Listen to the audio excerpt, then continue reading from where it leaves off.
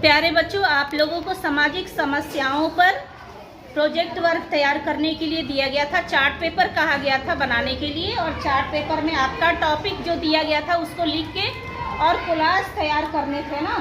जितने भी पिक्चर्स वगैरह है चार्ट पेपर के थ्रू आपको दिखाने थे सामाजिक समस्याओं को। तो आपने रेडी किया हुआ है सबने? सभी ने रेडी किया है? अपने अपने ग्रुप के साथ बैठे हैं? Very good. तो हम देख लेते हैं एक एक ग्रुप में आप लोगों का क्या क्या है। कौन सा ग्रुप है? वन। क्या टॉपिक था आप लोग का? क्या? दहेज प्रथा। दहेज प्रथा आप लोगों ने बना लिया है? हाँ, कोई सुनाना चाहता है दहेज प्रथा के बारे में 2 लाइन?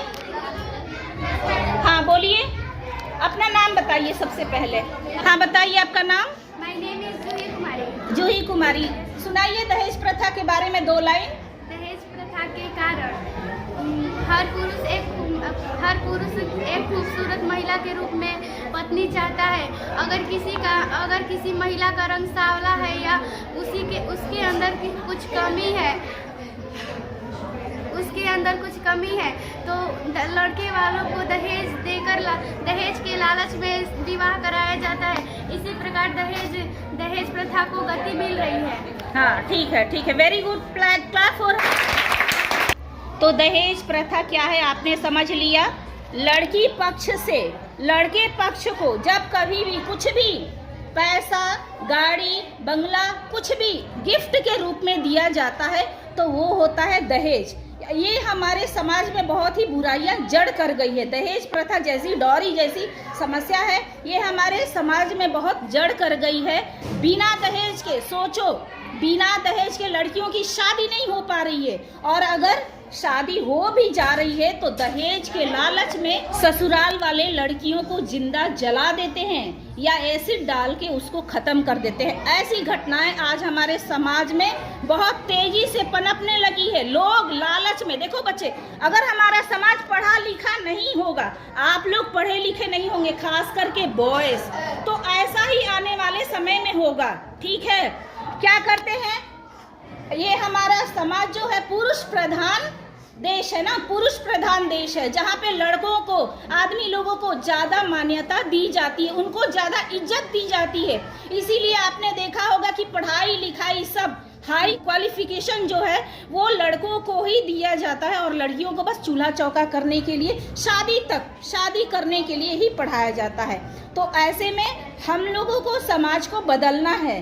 क्या है, हम लोग ना तो दहेज देंगे और न ही दहेज लेंगे, ये वाला नारे को हम लोग को अपनाना चाहिए। ठीक है, आप जब बड़े होंगे इन चीजों को ध्यान देना, और जहाँ तक हो सके आप खुद इस समस्या का समाधान ढूंढ सकते हैं। अगला ग्रुप की ओर चलते हैं। ये ग्रुप कौन सा है बेटा? दूसरा है। आप लोगों का टॉपिक क्या था? भ्रूण हत्या। चलिए, आप लोगों में से कोई बताएगा भ्रूण हत्या क्या है? चलिए बताइए, आपका नाम क्या है? अमृता कुमारी। अमृता कुमारी, बताइए। भ्रूण हत्या का यह तात्पर्य है कि पेट में पल रहा है शिशु है या कन्या। आजकल वैज्ञानिक के दौरान पता चल जाता है कि शिशु है या कन्या। ठीक है, बैठ जाओ। हाँ, तो भ्रूण हत्या क्या है? समाज में लड़कियों को हमेशा तिरस्कृत किया जाता है। दहेज प्रथा सबसे बड़ी सामाजिक बुराई है, इसीलिए लोग चाहते नहीं है कि हमारे पास बेटियां हो। इस समाज में सबको अंदर बीवी चाहिए, पत्नी चाहिए, माँ चाहिए, लेकिन बेटी किसी को नहीं चाहिए। तो होता क्या है, विज्ञान की देखो, विज्ञान का दुरुपयोग होता है। लोग क्या करते हैं कि डॉक्टर पास जाते हैं, भ्रूण में, पेट में पल रहे बच्चे को ही पता करते हैं कि ये लड़का है ये लड़की है। अगर लड़की होती है तो उसको पेट में ही मार दिया जाता है। ठीक है, तो इस तरह से सामाजिक असमानताएं, या तो हम कहेंगे कि लिंग भेद भी हो जाता है। पुरुषों की संख्या बढ़ते जा रही है और लड़कियों की संख्या क्या हो रही है? कम होती जा रही है। तो ऐसा हमें इसको करने से रोकना होगा। कैसे रोक सकते हैं? जब समाज हमारा शिक्षित होगा तभी वो समझ पाएगा कि लड़का लड़की एक बराबर हैं, है ना। लड़कियां तुच्छ नहीं है, या लड़कियां जरूरत है भाई हमारे समाज की। नेक्स्ट ग्रुप का कौन सा ग्रुप है? 3। क्या है आप लोगों में? लिंग भेद। बस इतना आप लोगों ने लिखा हुआ है, कोलाज आप लोगों ने नहीं लगाया है, लेकिन चार्ट पेपर अच्छे से तैयार किए हैं। तो बताएंगे लिंग भेद क्या है? ऑलमोस्ट मैंने अभी एक्सप्लेन कर ही दिया है। कोई बताएगा लिंग भेद? लिंग भेद क्या है बच्चे? आपको पता है, लड़का लड़की में भेद करना है ना, लड़का लड़की में भेद करना, लड़कों को ज़्यादा महत्व देना और लड़कियों को कम महत्व देना, यही है। और ये दूसरा आप लोगों का क्या टॉपिक है? जाति भेद। हाँ, जाति भेद। चलिए, जाति भेद क्या है बताएंगे आप लोग? चलिए बताइए बेटा जोर से अपना नाम। यास्मीन, बताइए। भारत अपनी विविध संस्कृतियों के लिए जाना जाता है। यहाँ अनेक भाषाएं, रिवाजें और त्योहारें मनाए जाते हैं। हाँ ठीक। और जाति भेद है ना, तो हमारे समाज भी कई जातियों में, कई धर्मों में बटा हुआ है ना। बेशक जाति भेद, यहाँ पे देखिए कुछ जातियाँ जो होती है, खास करके हम कहेंगे समाज में जो ऊंची जातियाँ हैं, वो अपने काम निकलवाने के लिए समाज को कई वर्गों में बांट दिए हैं, है ना, और उनके साथ भेदभाव होता रहा है। आज के समय में और ज़्यादा चीज़ें ये बढ़ते जा रही है, तो इस पे बिल्कुल, तो जाति के नाम पे समाज में तरह तरह की लोगों को यातनाएं देना, उनको मारना, उनको तुच्छ समझना और अलग अलग कामों के लिए प्रतिबंध लगा के रखना। हाँ, कि तुम अगर नीची जाति से बिलोंग करते हो तो तुम यहाँ नहीं जा सकते, मंदिर नहीं जा सकते। अभी तो काफ़ी चीज़ें सुधर गई हैं हमारे संविधान बनने के कारण, लेकिन फिर भी अभी भी समाज में ये सारी प्रचलन चली रही है। चलिए आते हैं अगला ग्रुप की ओर। अगला ग्रुप 5 है। बताइए आप लोगों का क्या टॉपिक था? संयुक्त परिवार का विघटन। बताइए संयुक्त परिवार का विघटन क्या है, कोई बताएगा? हाँ, तो संयुक्त परिवारों का विघटन हुए जा रहा है क्योंकि आजकल सभी लोग एकल परिवार को सपोर्ट कर रहे हैं। सब लोग चाहते हैं कि अकेले रहना, पत्नी और पति और बच्चे, माँ बाप को कोई नहीं चाहता है कि वो साथ में रहे। हालांकि देखिए, जब से ये हमारा संयुक्त परिवार का विघटन होने शुरू हुआ है, तब से बच्चों में नैतिकता का लोप हुए जा रहा है। क्योंकि संयुक्त परिवार में बड़े बुजुर्ग रहते थे, चाचा चाची रहते थे, तो वो लोग अच्छी चीज़ें बच्चों को सिखाया करते थे। लेकिन जब से एकल परिवार का प्रचलन हुआ है, किसी भी कारण चाहे जो भी हो, तो नौकरी की वजह से पति पत्नी बाहर चले जाते हैं, उनके साथ बच्चे, और गांव में रह जाते हैं बड़े बुजुर्ग। तो बच्चों का देखिए कैसे परवरिश होता है, इसी तरह से भाइयों के भरोसे होता है या दूसरे किसी तरह से परवरिश हो जाती है। लेकिन अब के समय में बच्चों में नैतिकता का लोप इसी की वजह से होते रहा है, क्योंकि नैतिक बातें सिखाते कौन है? हमारे बड़े बुजुर्ग, दादा दादी। और पहले पुराने समय में संयुक्त परिवार में दादा दादी बच्चों को अच्छी अच्छी कहानियाँ के जरिए नैतिकता सिखाते थे, लेकिन अब उसका अभाव होते जा रहा है। आगे आते हैं अगला ग्रुप आप लोगों का 6 है। क्या टॉपिक है? विज्ञान का दुरुपयोग। हाँ, बताएंगे कोई लोग विज्ञान का दुरुपयोग? चलिए बेटा, आपका नाम बोलिए। आपका नाम ब्यूटी? हाँ, वेरी गुड। बताएंगे? विज्ञान हानिकारक भी है और लाभदायक भी है। बिल्कुल बिल्कुल। और इस पर निर्भर करते हैं। एक उदाहरण के तौर पर मैं कहना चाहती हूँ कि विज्ञान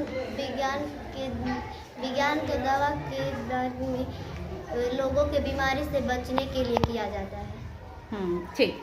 तो बच्चे देखिए, विज्ञान का सदुपयोग भी है और दुरुपयोग भी है। सदुपयोग क्या है कि कोई भी बीमारी से आजकल हम लोग निजात पा सकते हैं, छुटकारा पा सकते हैं। क्यों? विज्ञान हमारा इतना तेजी से बढ़ रहा है, खेती बाड़ी में विज्ञान आ गया, हर जगह विज्ञान आ गया। तो विज्ञान के आने से हमारी सुविधाएं तो जरूर सी सॉल्व हो गई है ना, हमें सुविधा मिली है, हमारी समस्याएं सॉल्व हुई है। लेकिन विज्ञान के दुरुपयोग भी हैं। जहाँ तक मैंने आपको बताया था, भ्रूण हत्या, है ना, अगर विज्ञान आ गया है तो बताइए इतना तक पहुँच गया है कि वो पेट में पल रहे बच्चों का लिंग जान लेता है।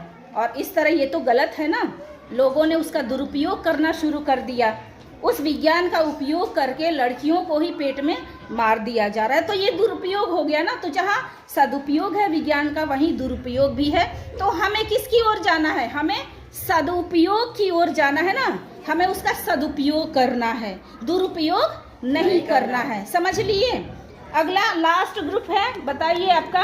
नैतिक मूल्य का ह्रास। वेरी गुड, नैतिक मूल्यों का ह्रास। चलिए, तो नैतिक मूल्यों का ह्रास बताएंगे कोई लोग? बोलिए बेटा, अपना नाम बोलिए। प्रिया कुमारी, बताइए क्या है? नैतिक एक शब्द है जो सिर्फ मनुष्य के व्यवहारिक जीवन पर। ठीक है, कोई बात नहीं, बैठो। तो बच्चे, नैतिक मूल्य, नैतिक मतलब कि अच्छी शिक्षा, नीति की बातें, वो हमारे अंदर से लोप हो रही है। अभी मैंने बताया कारण कई हो सकते हैं ना, क्योंकि हमारा समाज उस तरह से नहीं है, हमारा समाज शिक्षित नहीं है। तो एक अनपढ़ माँ बाप भी चाहते हैं कि उसका बच्चा अच्छा व्यवहार सीखे, है ना, समाज का एक अच्छा नागरिक बने। तो नैतिक मूल्यों का ह्रास आखिर हो कैसे रहा है? क्योंकि समाज हमारा उस तरह से होते जा रहा है। बिल्कुल, हम लोग आसपास के लोगों को देख के सीखते हैं गंदी चीज़ें। और एक तो हमारा संयुक्त परिवार का विघटन हो गया, इस वजह से भी हमारा नैतिक मूल्यों का ह्रास होते जा रहा है। तो बच्चे, कारण तो बहुत हैं, लेकिन हमें हमेशा नीति की बातें सोचनी चाहिए, है ना, इंसानियत बनाए रखनी चाहिए, सबके साथ अच्छा बर्ताव रहना चाहिए। ठीक है?